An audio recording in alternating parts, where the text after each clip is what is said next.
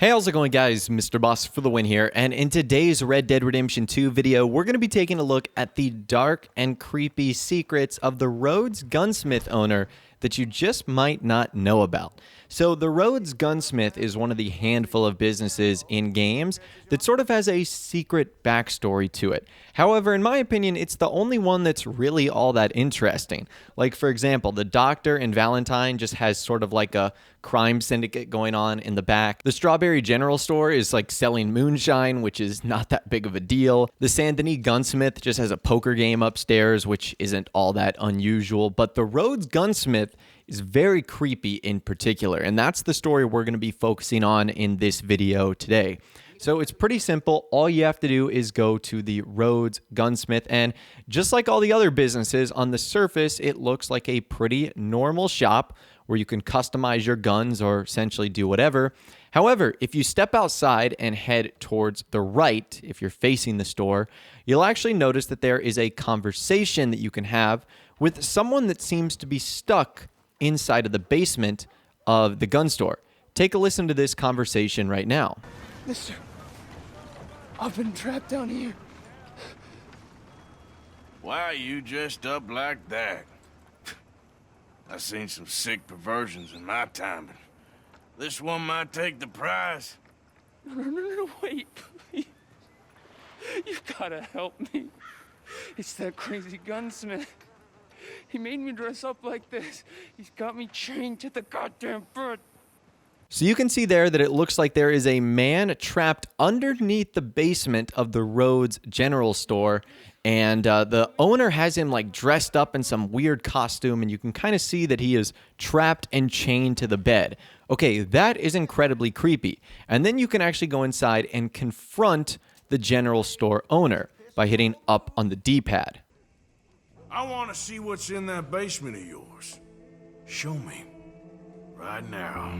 Nothing no worse down there, I swear. Well, why don't I be the judge of that? Open it now! All right, all right. Ain't got nothing to hide. I got my boy sleeping down there. Such a shame to wake him. You know, you can always come back after he wakes up.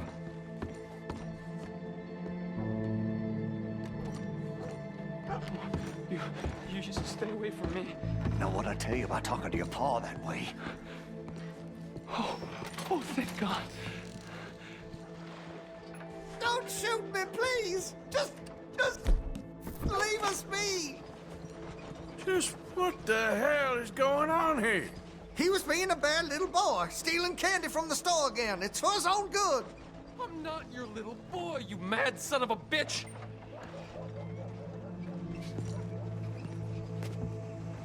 Why are you wearing that sailor suit? That crazy maniac put me in it. He thinks I'm his kid's son. Kidnapped me, he did. Do I look like a kid? Always in such a rush to grow up these days, aren't they? Will ya? So the store owner is trying to deny what he's done, and he has this man dressed up in like a boy's sailor costume, which is so creepy.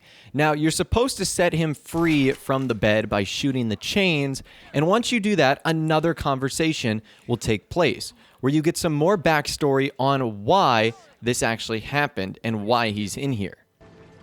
I know it was wrong. I just couldn't face that he was gone.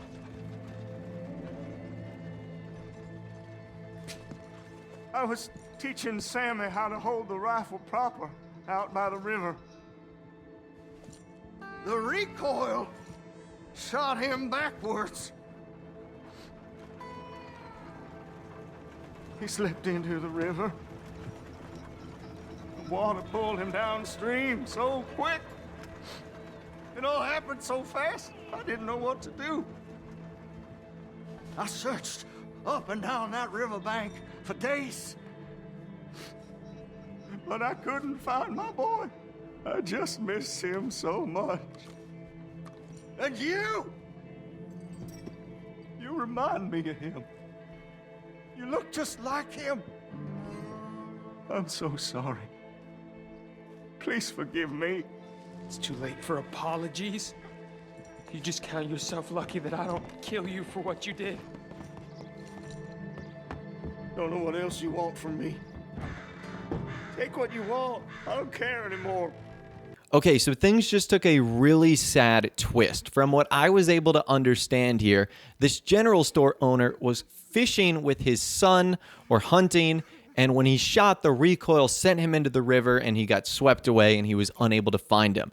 So that's really sad. However, the creepy part here is that it looks like he took this man, dressed him up, and chained him to the basement of this store to sort of replicate his son.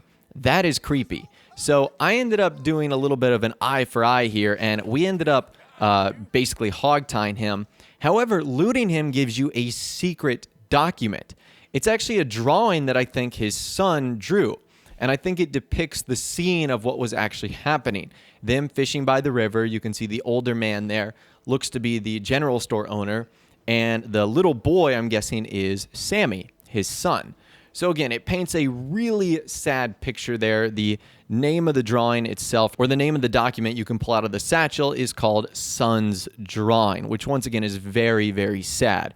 Now, if we explore the rest of this basement, now that I've got this guy locked up, there's a couple of interesting things you can find. The first of which is, this is how you can get a free Lanchester repeater, which is one of the best repeaters in the game and is also not unlocked till a much higher rank. So doing this will allow you to get this free weapon, which is obviously really cool. So that's kind of neat. You can also loot the lockbox right there, which will give you a little bit of money. However, if we explore the rest of this room, we can just see how kind of creepy everything is. It looks like that man who was chained to the bed, he ended up like chalking or drawing liar onto the wall, which again is really creepy. Like if someone were to find him, they would know obviously he was lying. And it looks like he's got tally marks on the wall as well, which would indicate that he has been there for a certain number of days, maybe even months. We don't know how long he's been in here. Typically, those tally marks indicate days, which means it has been a long time, and goodness gracious, if it's months, that's even more horrific. There's also like children's shoes hanging from the ceiling, which is also kind of scary. I wonder how many other people he's done this to, which makes things even more weird. And there's a couple of other things down here. It looks like there's a photo maybe of the actual son himself that can be found here too. And I wanted to see if this guy had learned his lesson after being tied up for a little bit. So I actually untied him. And it turns out that that guy was none too happy about being tied up as he started shooting me. So he had to go back into being hogtied. So this guy could not be trusted being let go.